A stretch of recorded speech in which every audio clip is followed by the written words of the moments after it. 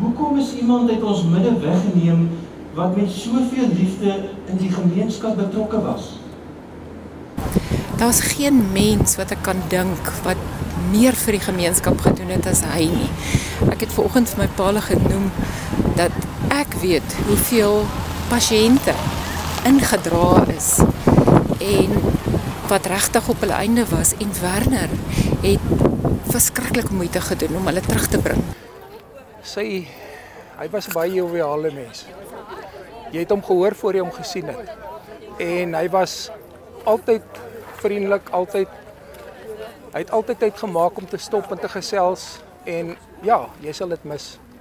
Hy was one of a kind. Wat kan ons sê? Ons is verslae. Ons besef dat hier 'n bitter swaar pad vir hulle voorlê. Maar wat die predikant ook gesê het, as ons nie vashou aan ons geloof nie, is daar nie vir ons hoop nie. Geliefdes, weet vanmôre, die Here weet van julle. Hy is nie onbekend met wat julle deurmaak. En sy oor oral op die aarde.